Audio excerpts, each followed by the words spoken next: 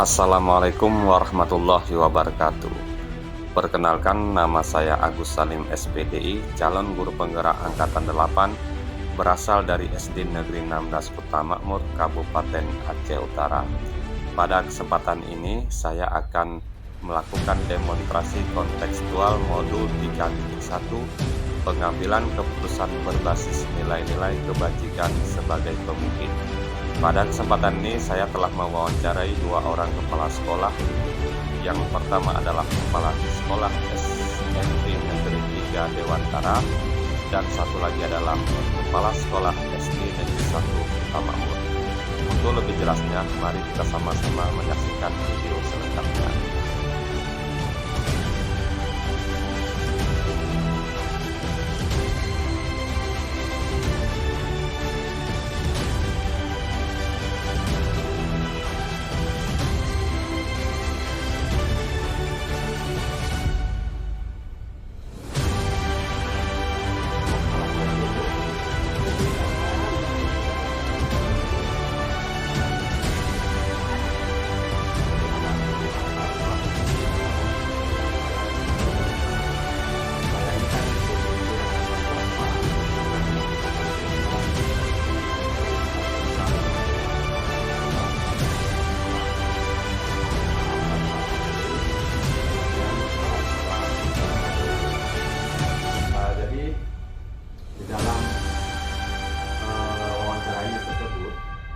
Jadi saya mengucapkan terima kasih kepada Ibu yang memberikan waktu kepada saya. Cuman ini udah lama ya, kita bercerita masalah tadi lumayan. Jadi kan Ibu udah beberapa kali menjabat sebagai kepala sekolah, dari sekolah A atau sekolah B. Tentu Ibu pernah mengalami permasalahan atau dilema etika yang Ibu temui di sekolah. Iya. Nah, pertanyaannya begini, Bu. Ketika ada kasus-kasus dilema seperti itu, bagaimana Ibu menjalankan pengambilan keputusan terhadap kasus-kasus di mana ada dua kepentingan yang sama-sama benar atau sama-sama mengandung nilai kebajikan? Nah, ini dilema etika, Bu. Kalau saya kalau terkait istilah dilema etika ya, atau yang Pak Agus atau sering disebut dengan rujukan moral ya, itu kalau dengan kami itu sebenarnya kurang familiar dengan istilah tersebut ya. Namun ketika menghadapi masalah yang bermacam-macam di sekolah ya, itu saya selalu berusaha untuk memahami dulu akar permasalahannya. Oh, jadi dipahami dulu ya, akar permasalahannya supaya tidak salah dalam mengambil keputusan. Karena harus mengidentifikasikan apakah masalah ini bisa diselesaikan dengan musyawarah kekeluargaan atau harus melibatkan jalur hukum, begitu. Jadi saya garis bawahi tadi yang Ibu sampaikan, dulu akar permasalahan. Iya, nah, iya. Pertanyaan selanjutnya, Bu, langkah-langkah atau prosedur apa saja yang Ibu lakukan selama ini dalam memecahkan kasus dilema etika itu? Itu kalau dengan saya ya, jika kepentingan itu sama-sama benar, saya akan melihat apakah nilai kebenaran itu untuk pribadi saja atau personal individu atau untuk orang banyak. Nah, misalnya kalau di sekolah, apakah untuk kepentingan pribadi atau semua warga sekolah? Kemudian kalau memiliki dampak bagaimana? Baik, apakah dampak itu kita lihat apakah itu dampak jangka panjang atau dampak jangka pendek? Ataupun itu yang menyangkut dengan masa depan sekolah. Jadi macam-macam caranya, kita beda-beda permasalahan. Kalau misalnya menyangkut individu bagaimana? Menyangkut orang banyak bagaimana? Kalau untuk jangka pendek bagaimana? Jadi langkah-langkah yang Ibu jalankan selama menghadapi permasalahan itu terutama dilihat dulu kasusnya apa. Kalau memang personal, cara menghadapi seperti ini. Kalau memang menyangkut dengan khalayak atau yang ramai umum, ada penanganan khusus gitu seperti itu ya.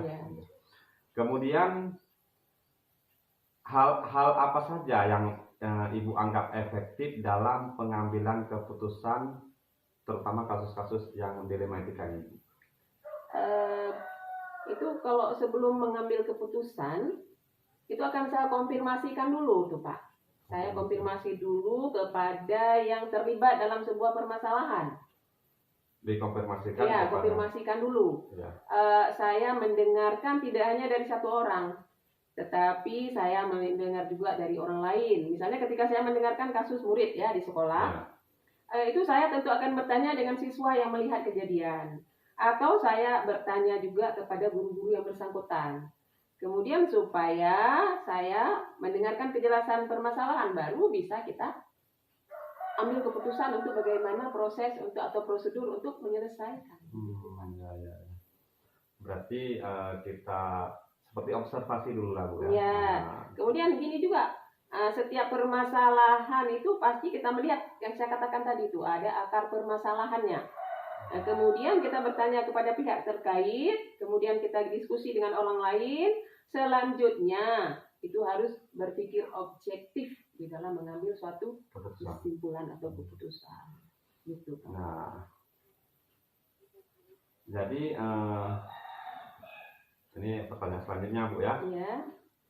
Apakah Ibu memiliki sebuah tata kala atau jadwal tertentu Bu, ketika ingin menyelesaikan sebuah kasus dilema, misalnya ada jadwal khusus atau diselesaikan ketika permasalahan itu sedang terjadi?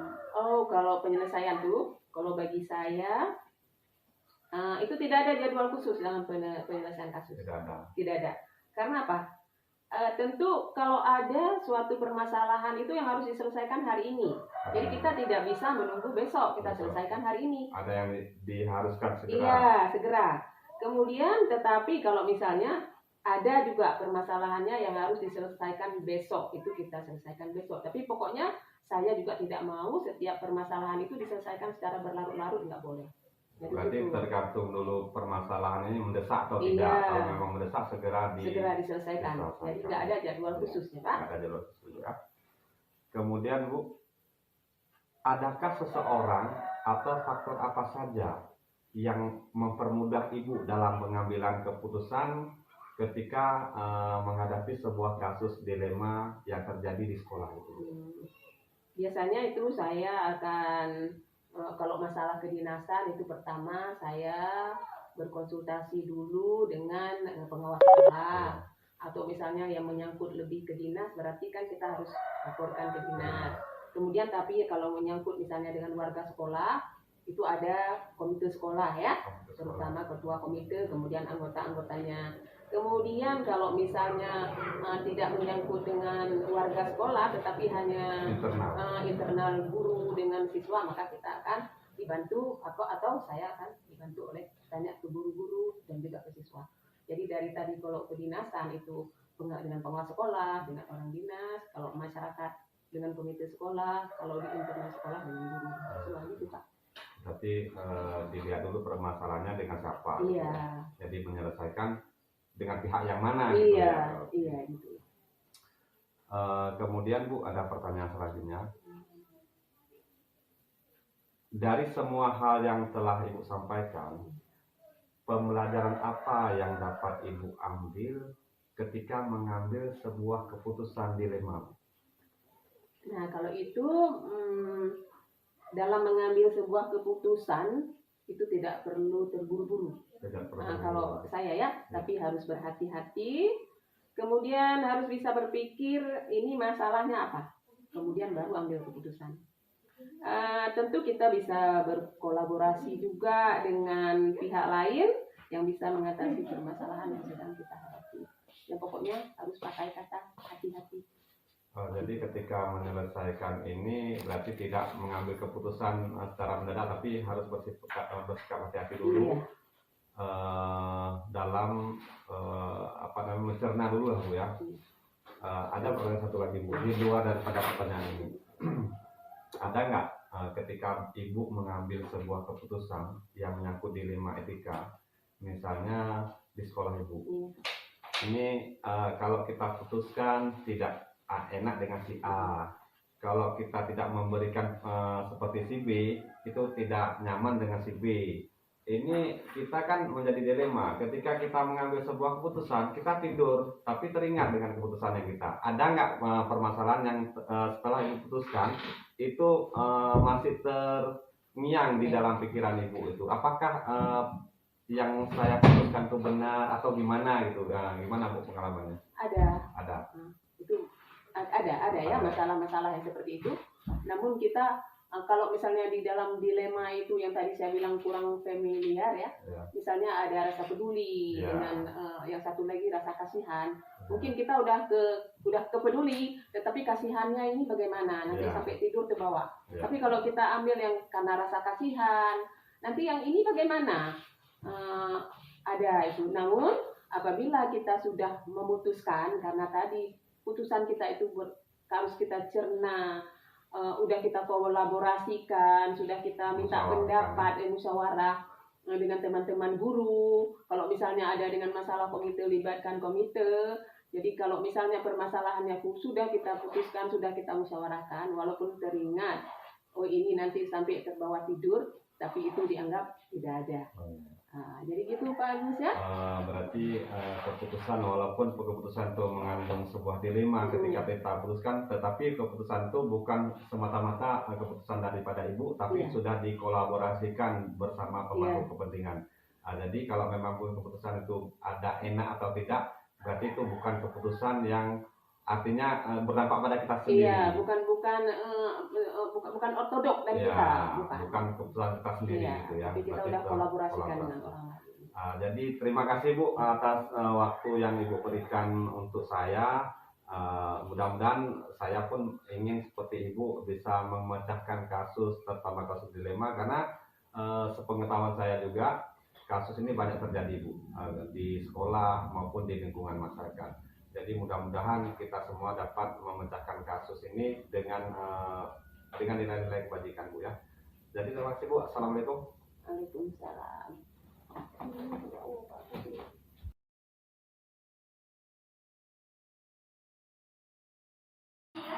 Assalamualaikum Pak. Waalaikumsalam warahmatullahi wabarakatuh. Sebelumnya saya ucapkan terima kasih kepada Bapak yang telah memberikan waktu pada saya. Jadi begini Pak, kan saya ini selaku CGP Angkatan 8 diberikan tugas untuk mewawancarai 2 orang kepala sekolah paling sedikit atau 3 orang kepala sekolah, termasuk kepala sekolah di tempat saya bekerja Pak kan. Jadi dalam permasalahan tersebut Pak, ini masalah kasus dilema etika, yaitu proses pengambilan keputusan oleh seorang kepala sekolah dalam menangani kasus dilema etika. Jadi makanya saya langkah kemari Pak untuk menanyakan kepada Bapak yang kebetulan Bapak adalah kepala sekolah SD Negeri 1 Kota Makmur. Jadi tugas saya adalah mewawancarai Pak. Siap. Bapak sehat Pak? Alhamdulillah sehat. Pertanyaan yang pertama Pak, gini Pak, selama Bapak menjabat kepala sekolah, itu kan ada beberapa sekolah yang Bapak jabat sebelum di SD 1 ini Pak ya. Ada nggak pernah Bapak menangani sebuah kasus yang menyangkut dengan dilema etika? Ada Pak ya? Ada. Bahkan mungkin banyak Pak ya? Banyak. Kemudian Pak, pertanyaan selanjutnya, bagaimana Bapak mengidentifikasi atau membedakan bahwa kasus yang Bapak tangani ini adalah kasus dilema etika atau memang kasus-kasus biasa gitu Pak? Bisa Bapak bedakan itu bagaimana Pak? Baik. Untuk dilema etika sendiri, ini kita harus memilah dan memilih dengan hal-hal yang kasus biasa. Kalau kasus biasa memang pada umumnya ya tidak berpengaruh kepada kinerja ataupun biasa saja dapat dianggap seperti itu. Tapi kalau dilema etika, saat kita harus memutuskan suatu masalah, itu kita harus lihat apakah ini benar atau tidak, atau layak dan sebagainya, sehingga kita dalam memutuskan suatu tentang hal dilema etika ini tidak merugikan satu pihak ataupun memenangkan. Ya sebenarnya bukan memenangkan, tapi keputusannya harus seimbang atau sejajar. jadi tidak merugikan pihak yang lain begitu. Jadi kalau saya garis bawahi dalam penanganan kasus yang Bapak tangani ini, Iya. berarti dilihat dulu kasus bagaimana Iya. yang terjadi saat Bapak lakukan ini, apakah memang dilematika atau bukan. Iya, betul. Tergantung kasusnya Pak ya. Iya. Kemudian Pak, selama Bapak menjadi kepala sekolah, Iya. bagaimana Bapak mengambil sebuah keputusan di mana kasus tersebut ada dua kepentingan yang sama-sama benar atau sama-sama mengandung nilai kebajikan? Iya, baik. Kita ambil contoh saja guru di sekolah. ya, bersekolah. Seperti kita ketahui bahwa di SD 1 Sukamul sendiri ada yang di PNS, ada P3K, ada honorer. Nah, di sini jelas yang pertama kita harus mengambil keputusan, walaupun memang sedikit dilema karena banyak guru, untuk jam mengajar sendiri kita penuhi dulu untuk PNS, kemudian ada P3K.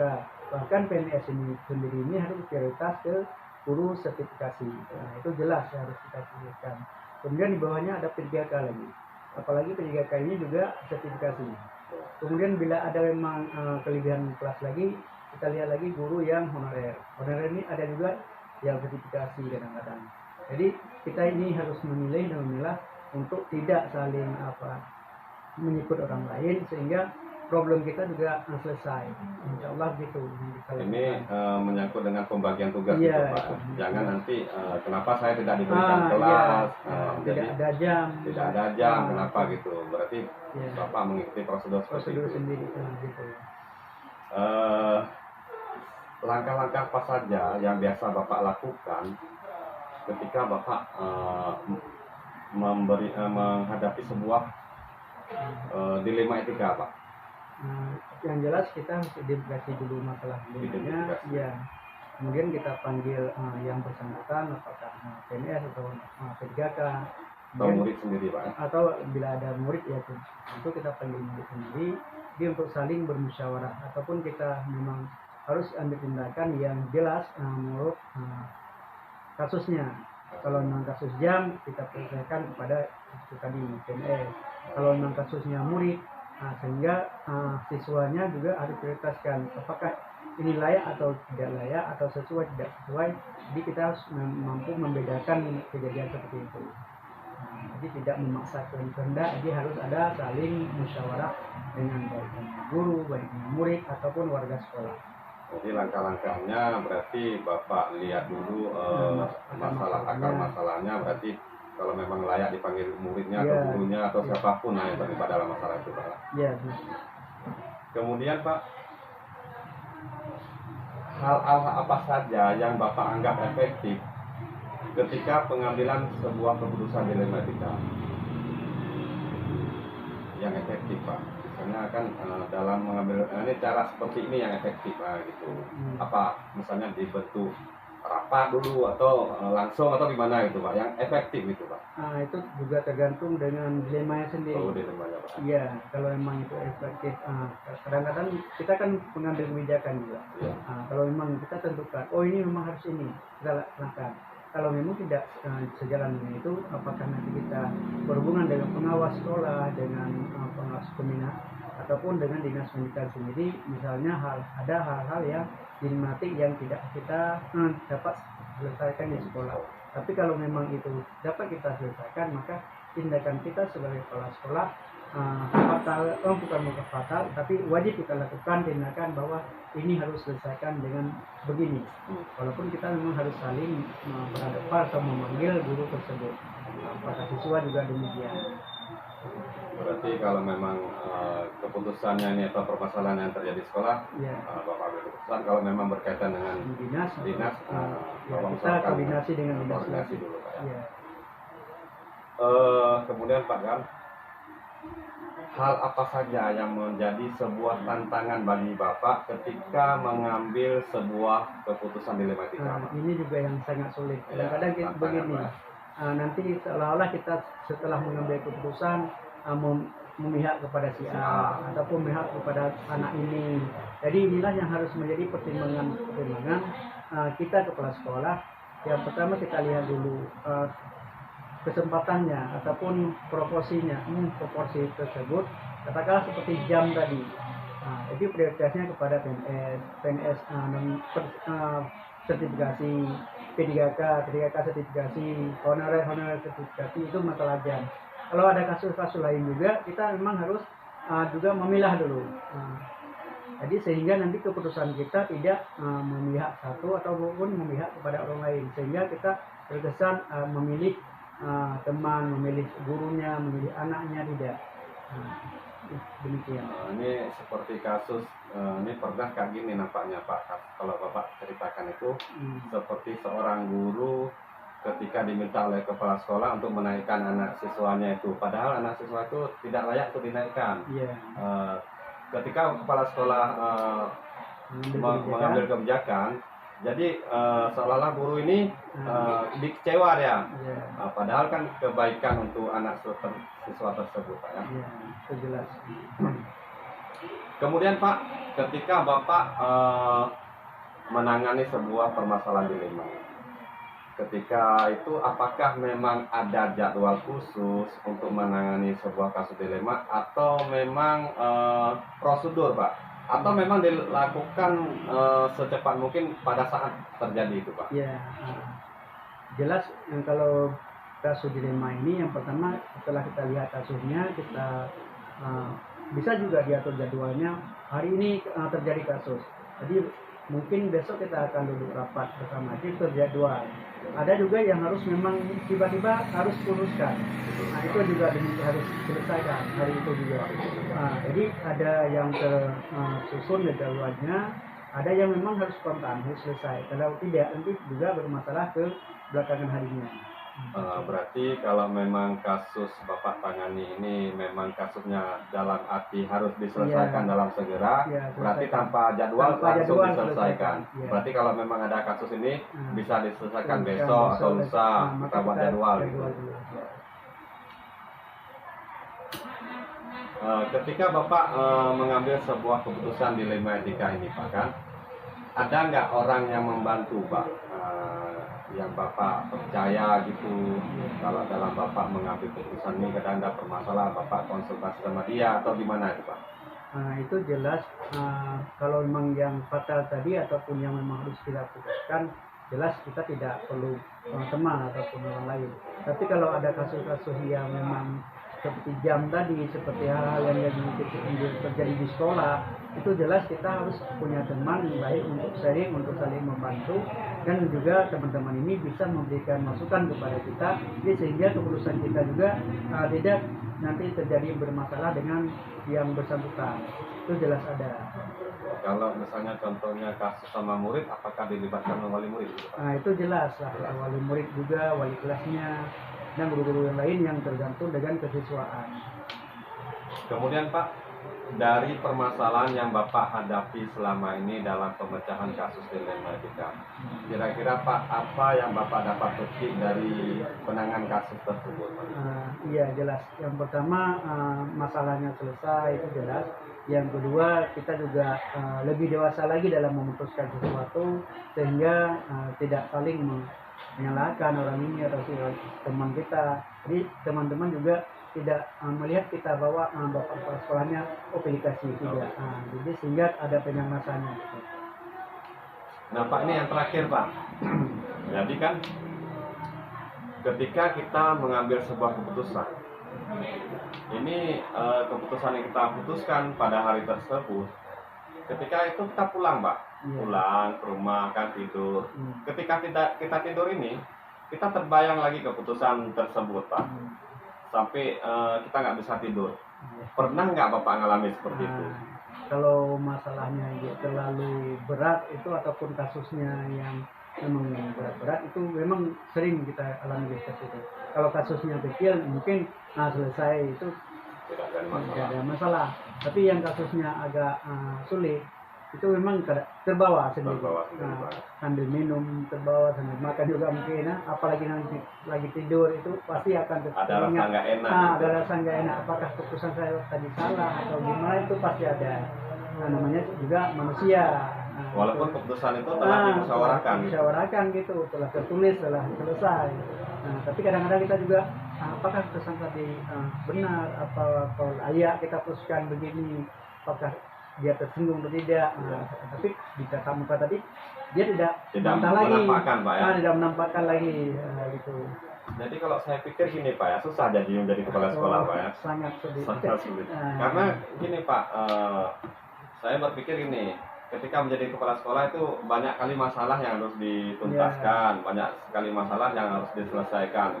Mungkin kalau dari segi kinerja itu mudah Pak, tidak susah seperti ini. Tapi kalau ada kasus-kasus seperti ini susah. Nah, begini, yang penting kita punya komitmen, saling bekerja sama dengan guru. Kemudian hubungan kita dengan hubungan sosial dengan masyarakat, komite sekolah itu sangat-sangat penting. Sehingga kita tidak sendiri bekerja.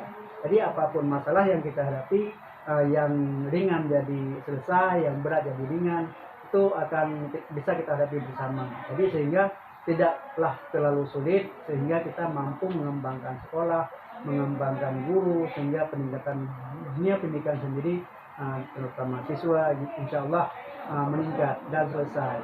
Jadi sehingga kasus-kasus, baik kasus biasa, kasus problematik seperti ini, kita di kepala sekolah mampu dan juga punya kemampuan untuk menyelesaikan. Demikian Pak. Berarti mudah-mudahan dari pengalaman Bapak selama ini